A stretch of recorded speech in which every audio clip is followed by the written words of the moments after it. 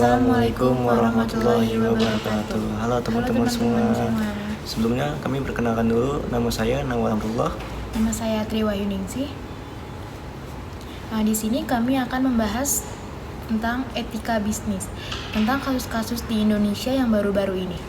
Yaitu salah satunya kasus pelanggaran etika bisnis yang terjadi pada Kanjuruhan Stadion Kota Malang. Pada tanggal berapa tuh kalau boleh tahu? Kasus ini terjadi pada tahun 2022 bulan Oktober tanggal 1.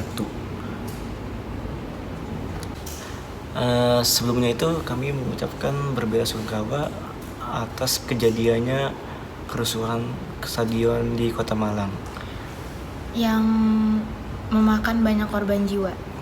Sehingga memakan korban jiwa itu mencapai 130 orang itu mengalami meninggal dunia, sedangkan 186 itu mengalami luka-luka. Sehingga juga dari pihak kepolisian itu tidak bisa menangani atas kerusuhan dari supporter Arema FC melawan Persibaya atas kekalahannya. Sehingga juga dari pihak kepolisian itu untuk memberhentikan kerusuhan yang terjadi sampai menggunakan gas air mata. Banyak juga tuh orang-orang yang di dalam studio itu merasakan kepanikan, kecemasan, desak-desakan.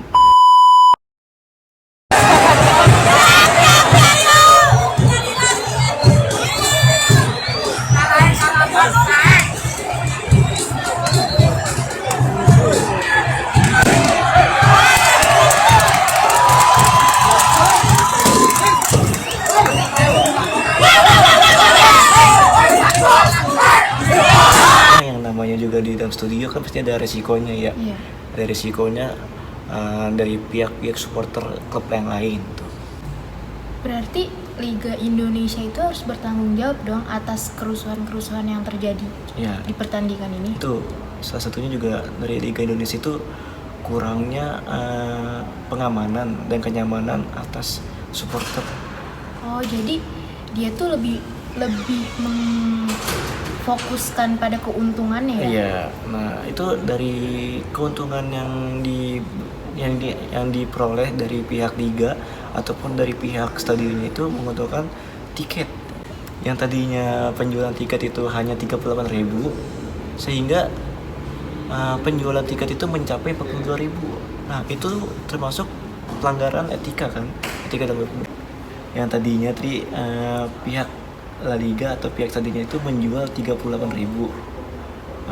Dia menjual melebihi penjualan tiket itu mencapai 42.000.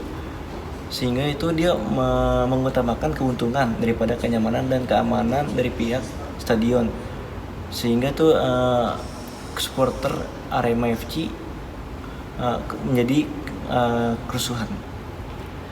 Berarti nggak bagus dong kalau kayak gitu. Solusinya apa sih? Menurut saya sih solusi dari itunya sih kurang tahu ya, kurang tepat. Tapi yang saya baca dari berita-berita lain itu solusinya tuh pihak La Liga itu harus lebih memperdalam lagi, mempertingkatkan lagi dari keamanan dan kenyamanan itu supaya dari supporter itu lebih disiplin dalam menonton acara bola yang sedang berlangsung, agar tidak ada lagi kerusuhan, tidak ada lagi lempar-lemparan. Itu sama aja tuh merusak citra nama baik sepak bola Indonesia itu. Berarti banyak sekali ya hal-hal yang merugikan dalam pertandingan itu. Betul. Contohnya tuh merusak fasilitas yang ada di stadion, dan juga banyak juga korban jiwa yang masih di bawah umur. Itu sangat disayangin sekali tuh, sehingga dari orang tuanya pun ikut menyesalkan atas anaknya itu yang mengikuti nonton bola di stadion saat berlangsung.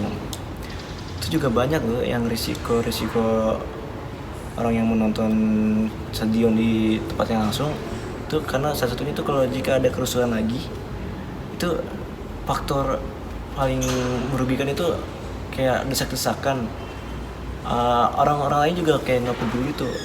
Lagi ada kerusuhan kayak gitu, orang lain pada mikirin ke kepentingan diri sendiri. Contohnya kayak harus gimana caranya tuh kita harus benar-benar keluar duluan dari stadion itu. Karena lebih mementingkan nyawa. Itu banyak juga nyawa taruhannya. Ya. Nah, berarti ada perbandingan ya di antara supporter tersebut. Ya.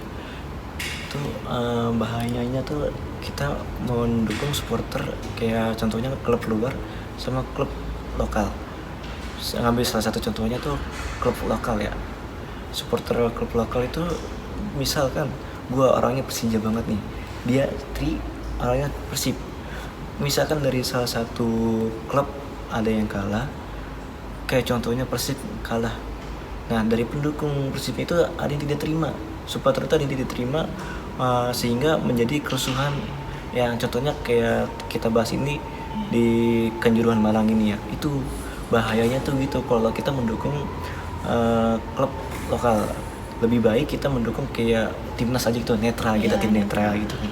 Nah, sedangkan kalau kita mendukung klub supporter luar negeri, contohnya kayak gua Real Madrid, si Tri Liverpool.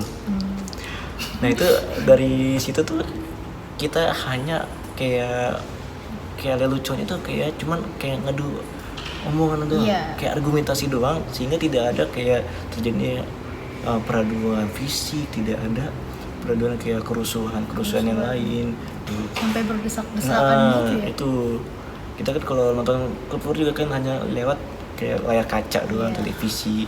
Kalau itu tidak terima juga ya, nah itu salah satunya media. Juga kalau misalnya dari kita dukung supporter lokal tuh bahayanya kita tuh jika dari tim kalahnya itu tidak terima, bisa jadi tuh supporter tim lawan itu yang kalah itu tidak terima, bisa juga dia datang ke rumah kita, nyamperin kita untuk lah menghabisi kayak nyari keributan lagi gitu, mendominasi kayak tidak terima gitu, bahayanya gitu.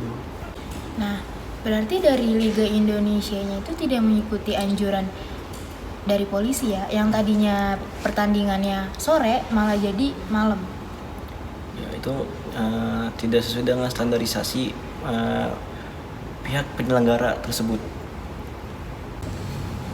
Jadi harapan saya buat kedepannya Liga Indonesia ini menjadi lebih baik agar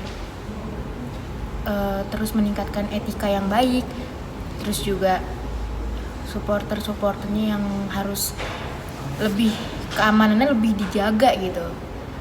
Dan kalau Nawala sendiri? Harapan saya untuk sepak bola Indonesia ini, terutama penyelenggara La Liga 1, Liga 2 maupun Liga 1 U20, untuk terus meningkatkan kenyamanan dan keamanan dari supporter tersendiri itu harus menanamkan kedisiplinan saat menonton bola berlangsung. Mungkin itu saja yang dapat kami bahas dari kasus pelanggaran etika bisnis yang terjadi pada Kanjuruhan Stadion Kota Malang. Sekian dari kami. Kurang lebihnya mohon maaf. Wabillahi taufiq wal hidayah. Wassalamualaikum warahmatullahi wabarakatuh.